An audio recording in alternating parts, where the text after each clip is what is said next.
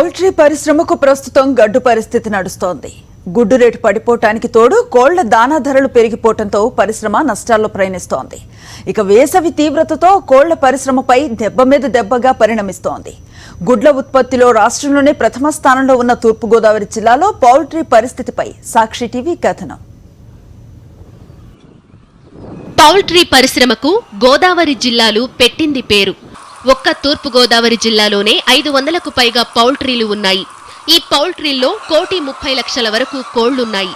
సరాసరిన రోజుకు 1 కోటి గుడ్ల వరకు ఉత్పత్తి అవుతున్నాయి. ఇందులో 40% వరకు స్థానికంగా వినియోగిస్తుండగా మిగిలినవి పశ్చిమ బెంగాల్, అస్సాం, తమిళనాడు, ఒడిషా రాష్ట్రాలకు ఎగుమతి చేస్తున్నారు. వేసవి తీవ్రత కోళ్ల పరిశ్రమను దెబ్బతీస్తోంది. ప్రస్తుత ఎండలకు 0.5% కోళ్లు మృత్యువాత పడుతున్నాయని పౌల్ట్రీ నిర్వాహకులు చెబుతున్నారు.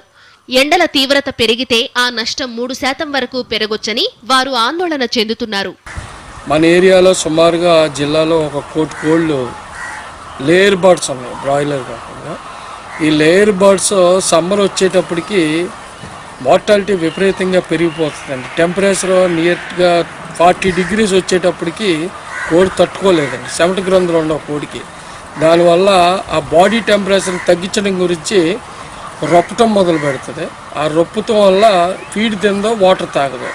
దానివల్ల డిహైడ్రేషన్ వచ్చి సాయంత్రం అయ్యేటప్పటికి కోళ్ళ మరణాలు ఎక్కువ వస్తూ ఉంటాయి. ఈ ఎండాకాలంలో కోళ్ళ యొక్క మరణాలు తగ్గించడం కొరకు ఫారం లెవెల్లో షెడ్ల పైన ఎండుగడ్డి వేయడం జరుగుతుంది. అలానే స్ప్రింక్లర్లు కూడా ఆన్ చేయడం జరుగుతుంది. టెంపరేచరు షెడ్ లోపల 40 degrees సెంటిగ్రేడ్స్ దాటినప్పుడు ఈ యొక్క షెడ్ లోపల ఫాగర్స్ కూడా చేయడం జరుగుతుంది.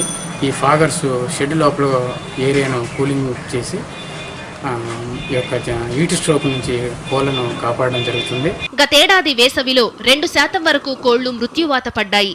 మరోవైపు పౌల్ట్రీ నిర్వహణ వ్యయం కూడా నిర్వాహకులకు తలకు మించిన భారంగా మారుతోంది. కొంతకాలంగా పెరుగుతున్న దాణా ధరలు సైతం నిర్వాహకుల చేత కంటతడి పెట్టిస్తున్నాయి.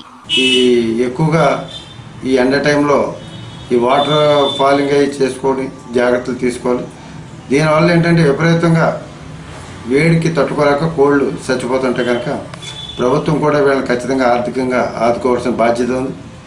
ఏదేమైనా సరే పౌల్ట్రీ రంగం చాలా ప్రధానమైంది కనుక మనకి వీరికి ఏమైనా ఇబ్బందులు కూడా రాకుండా ప్రభుత్వం ఆదుకోవాలని డిమాండ్ చేస్తాం. ప్రభుత్వ నిర్లక్ష్యంతో మొక్కజొన్న సాగు తగ్గడం, దానికి తోడు సోయాబీన్, వేరుశనగ చెక్క, నూకల ధరలు పెరగడంతో పౌల్ట్రీ నిర్వాహకులు బెంబేలెత్తుతున్నారు.